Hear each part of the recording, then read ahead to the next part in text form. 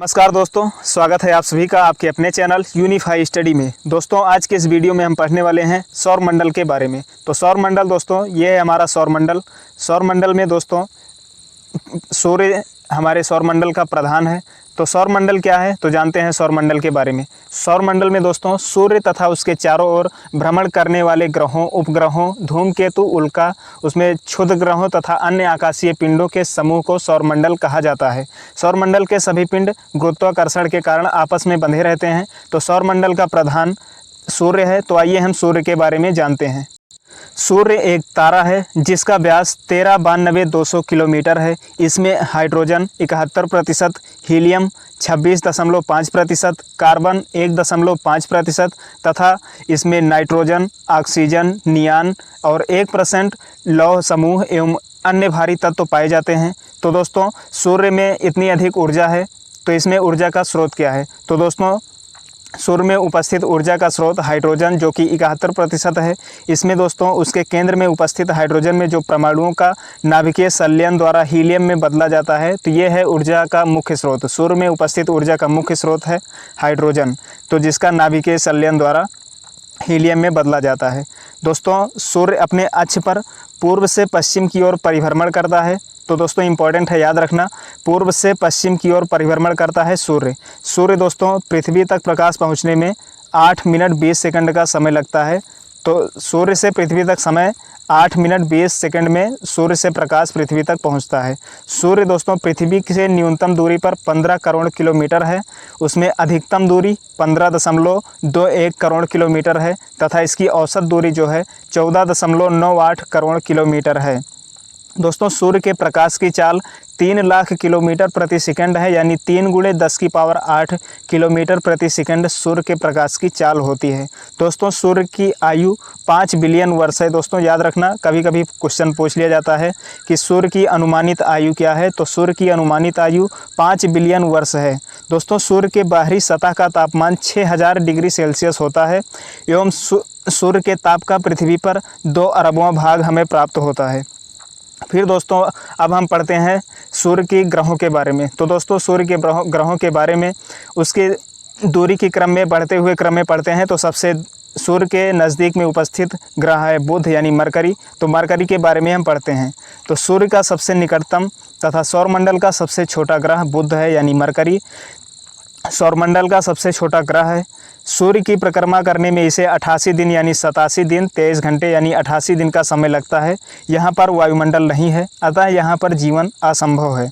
इस ग्रह का सबसे विशिष्ट गुण यह है कि इसमें चुंबकीय क्षेत्र पाया जाता है। दोस्तों बुध ग्रह का अक्षीय झुकाव 7 डिग्री है। उसके बाद दोस्तों आता है वीनस। वीनस दोस्तों सूर्य से बढ़ते हुए दूरी के बढ़ते क्रम में दूसरे नंबर पर आता है शुक्र यानी वीनस। तो यह पृथ्वी का सबसे निकटतम है। उसके बाद में दोस्तों सौरमंडल का सबसे चमकीला एवं गर्म ग्रह इसे कहा जाता है। तो याद रखना, सौरमंडल का सबसे चमकीला एवं गर्म ग्रह शुक्र यानी वीनस को कहा जाता है। इसमें दोस्तों CO2 यानी कार्बन डाइऑक्साइड की मात्रा सबसे अधिक है, लगभग 97% इसमें कार्बन डाइऑक्साइड पाई जाती है। दोस्तों आकार एवं द्रव्यमान में पृथ्वी के समान होने के कारण इसे पृथ्वी की बहन यानी जुड़वा ग्रह भी कहा जाता है। दोस्तों इस ग्रह को शाम या भोर का तारा भी कहा जाता है। फिर आता है दोस्तों हमारी पृथ्वी। तो पृथ्वी के बारे में आइए हम जानते हैं। सौरमंडल का दोस्तों एकमात्र ग्रह है जहां पर जीवन संभव है। दोस्तों पृथ्वी पर 71% जल है तथा 29% स्थल है। जहां पर मानव रहते हैं 29% स्थल है और 71% भाग पर जल पाया जाता है। पृथ्वी दोस्तों अपने अक्ष पर 23.5 डिग्री झुकी हुई है। जल की उपस्थिति दोस्तों पृथ्वी पर है, इसके कारण इसे नीला ग्रह भी कहा जाता है। तो किस कारण से इसे नीला ग्रह कहा जाता है? तो याद रखना, पृथ्वी पर जल की उपस्थिति के कारण इसे नीला ग्रह भी कहा जाता है। दोस्तों पृथ्वी की एक कल्पित धुरी पर हमेशा यह पश्चिम से पूर्व की ओर घूमती रहती है। तो याद रखना, पृथ्वी पश्चिम से पूर्व की ओर घूमती है। पृथ्वी की घूर्णन गति इसे कहते हैं दोस्तों, जो पश्चिम से पूर्व की ओर घूमती है, तो इस गति को इसे घूर्णन कहा जाता है। दोस्तों पृथ्वी के घूर्णन के कारण ही दिन रात होते हैं। तो याद रखना, क्वेश्चन पूछा जाता है कि किस कारण से दिन रात होते हैं, तो पृथ्वी के पश्चिम से पूर्व की ओर घूर्णन के कारण ही दिन रात होते हैं।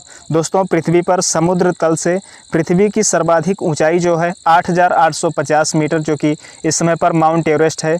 यह सबसे पृथ्वी के समुद्र तल से सबसे ऊंचाई पर स्थित है, जो कि है माउंट एवरेस्ट 8,850 मीटर, तथा सर्वाधिक गहराई जो है 11,033 मीटर, जो कि मेरियाना ट्रंच यानी मेरियाना गर्त है, जो प्रशांत महासागर में है।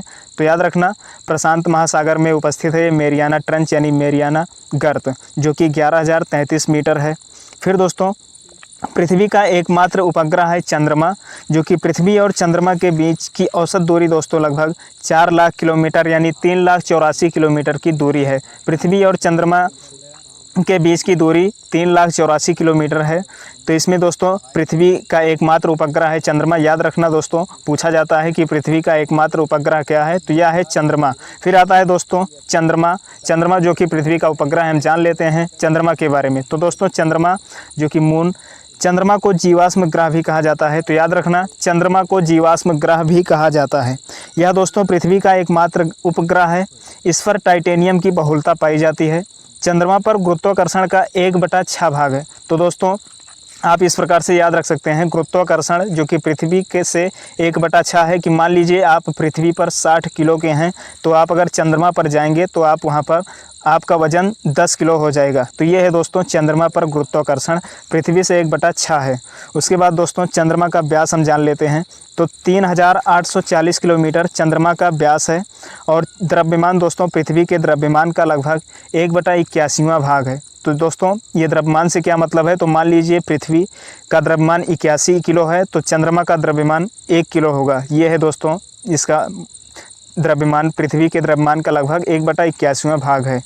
चंद्रमा पृथ्वी की एक परिक्रमा लगभग 27 दिन 8 घंटे में पूरी कर लेता है और इतने ही समय में अपने अक्ष पर घूर्णन करता है। यही कारण है दोस्तों कि चंद्रमा का सदैव एक ही भाग दिखाई पड़ता है, जो कि पृथ्वी से चंद्रमा का लगभग 59% भाग आप देख सकते हैं।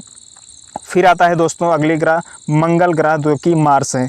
दोस्तों, इसे लाल ग्रह भी कहा जाता है। इसके लाल रंग होने का कारण क्या है, तो दोस्तों लाल रंग होने का कारण है आयरन ऑक्साइड की उपस्थिति।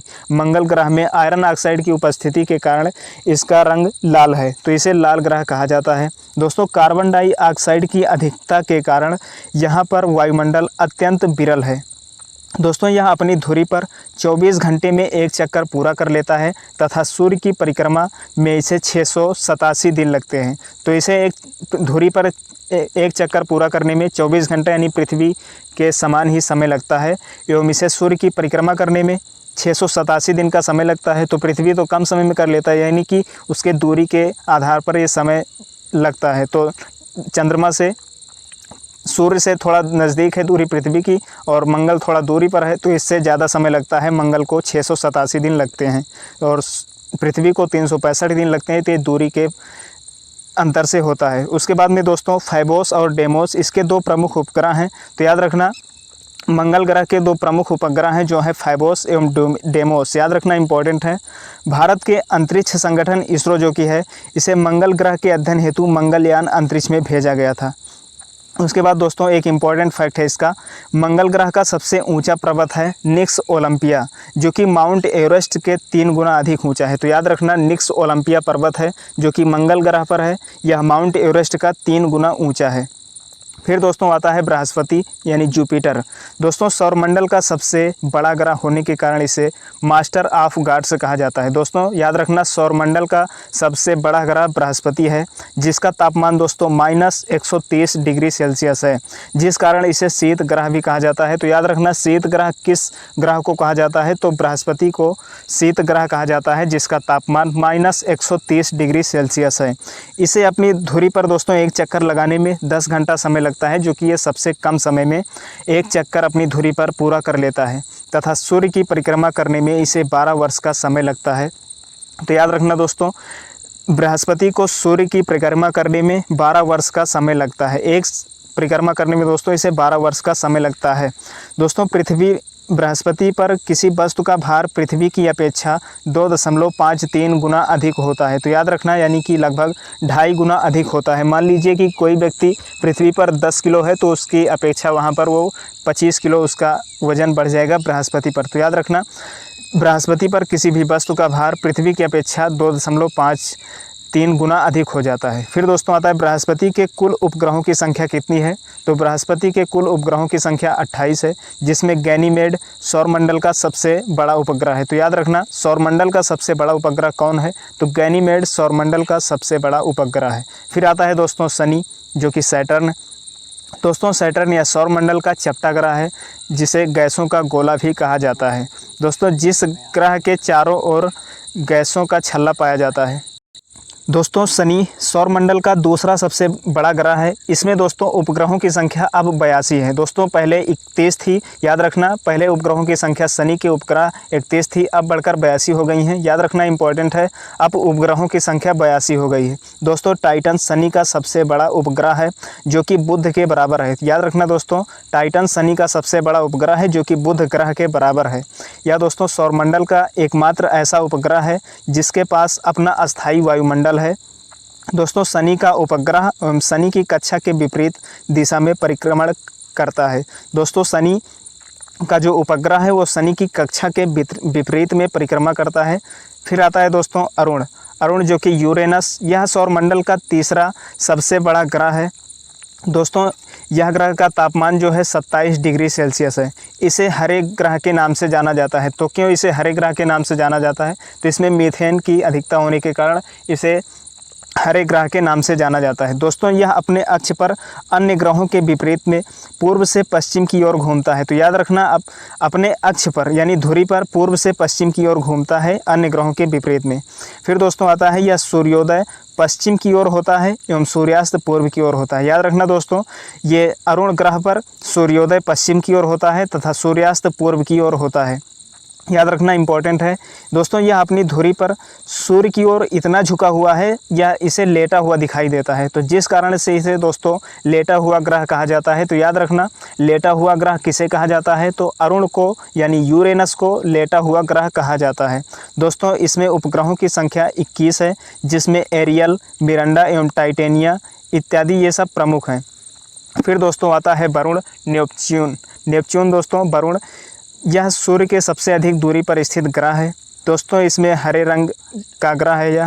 दोस्तों वरुण में उपग्रहों की संख्या 8 है, जिसमें टिट्रान एवं नेरिड प्रमुख हैं। तो याद रखना, वरुण के उपग्रहों की संख्या 8 है, जिसमें टिट्रान एवं नेरिड प्रमुख हैं। दोस्तों इसका वायुमंडल अति घना है, जिसमें हाइड्रोजन, हीलियम, मीथेन तथा अमोनिया विद्यमान है, जिस कारण से इसका वायुमंडल अति घना है। इसके चारों ओर दोस्तों अति शीतल मीथेन का बादल छाया रहता है। इसमें दोस्तों याद रखना, शीतल मीथेन जो कि इसका बादल छाया रहता है, जिस कारण इसका वायुमंडल घना है। इसमें हाइड्रोजन, हीलियम, मीथेन तथा अमोनिया विद्यमान रहते हैं।